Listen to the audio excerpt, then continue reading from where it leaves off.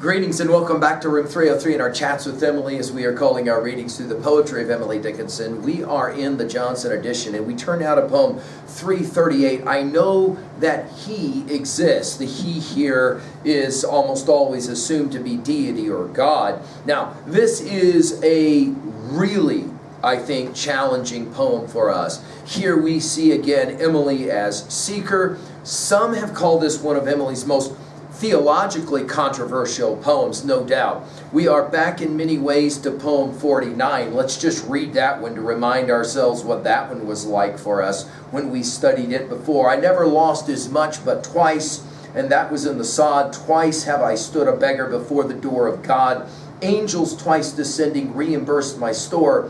Burglar, banker, father, I am poor once more. Now, our assumptions are that you've been following our stuff at learnstrong.net, down that left-hand side, Chats with Emily. I'm hopeful that you've worked through our set of introductory comments where you will have heard us talk about our big five: epistemology, ontology, psychology, sociology, and then finally theodicy, that question of, is there pain and suffering in the world because there is no God or because there is a God? That's the theodictic question. And of course here, I'm hopeful as well that you can place this poem within context of all the preceding 337 poems. I'm hopeful that that's the case and that you've been following it. If you have, then you know that this poem will sit right there in the middle of a number of challenges to deity. We know that 1862, Emily does have some kind of crisis, emotional, spiritual, or whatever. We know that it is during that year that she starts to wear white, and I think in many ways this poem is a response to her reading of the book of Psalms in the King James Version of the Bible, especially chapter 13. You'll remember that it goes like this: How long wilt thou forget me, O Lord? Forever? How long wilt thou hide thy face from me? How long shall I take counsel in my soul, having sorrow in my heart daily? How long shall my enemy be exalted over me? Consider and hear me, O Lord my God. Lighten my eyes, lest I sleep the sleep of death. Lest my enemies say, I prevailed against him, and those that trouble me rejoice when I move. And then the final two verses to provide some hope. But I have trusted in thy mercy, my heart shall rejoice in thy salvation. I will sing unto the Lord, because he hath dealt bountifully with me. Now, I think that in this, some call it a soliloquy, some have referred to it as a dramatic monologue. We've already mentioned the influence of Robert Browning on Emily. Some have seen this as a grim theological poem. I want you to hear the tone of sarcasm in Emily's humility, if we can call it that. It is significant that God, the Word here, never ends up actually in this poem, and I think that's significant. She says it this way: I know that he exists somewhere in silence. He has hid his rare life from our gross eyes. 'Tis an instant's play, 'tis a fond ambush, just to make bliss earn her own surprise. But should the play prove piercing earnest, should the glee glaze in death's stiff stare, would not the fun look too expensive? Would not the jest have crawled too far?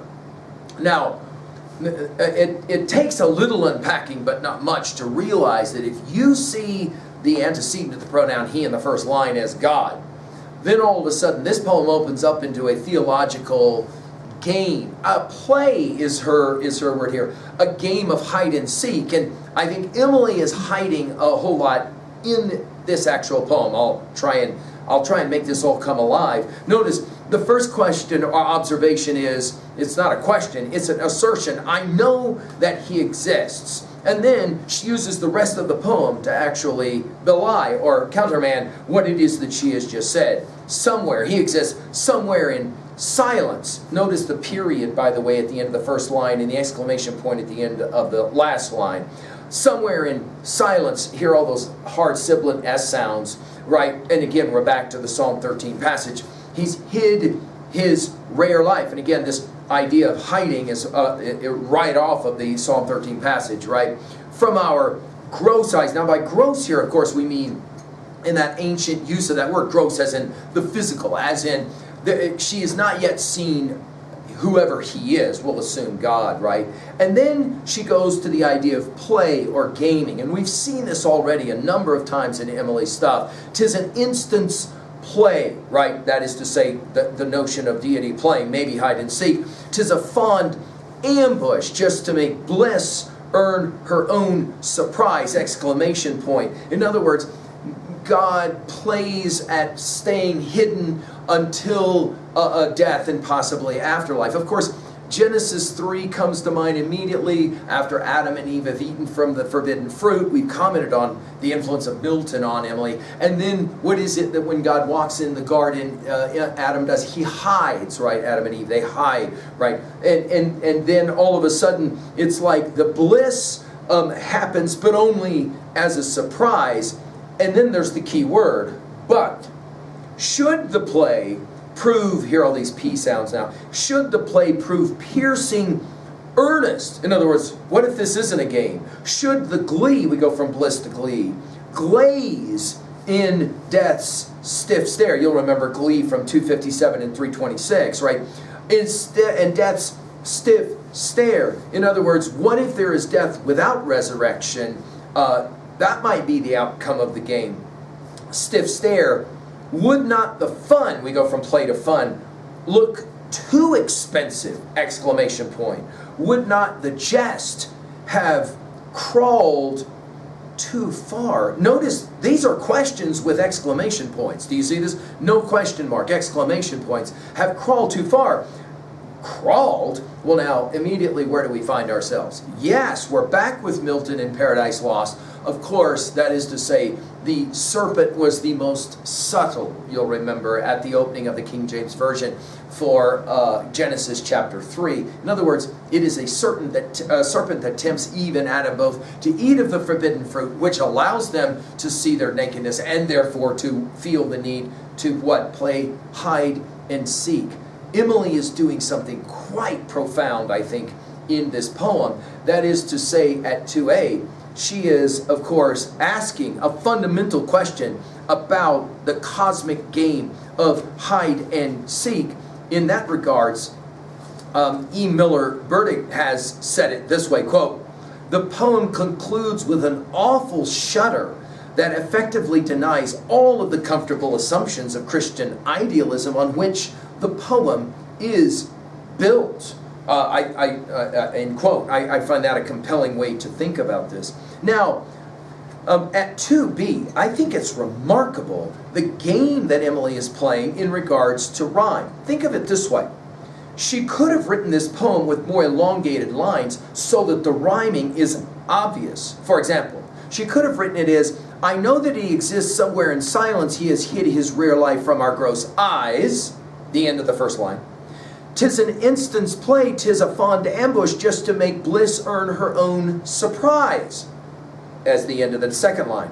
"But should the play prove piercing earnest, should the glee glaze in death's stiff stare," the last of the third line, "would not the fun look too expensive, would not the jest have crawled too far," to rhyme with stare. It is interesting that Emily seems to almost be hiding her rhyme, like she's hiding maybe herself and her God. It's possible, right? Also, pay attention to the alliteration. That is, I think, a remarkable part of the study of this poem as well. When we play the game with all those sounds, yes, that is to say, those S sounds, those P sounds, as she is playing around with it. So, for example, somewhere silence, he has hid his, play, prove, piercing, glee, glaze, stiff, stare, fun, far. I mean, it's truly remarkable, the game that she's playing here, and I think she is playing a game.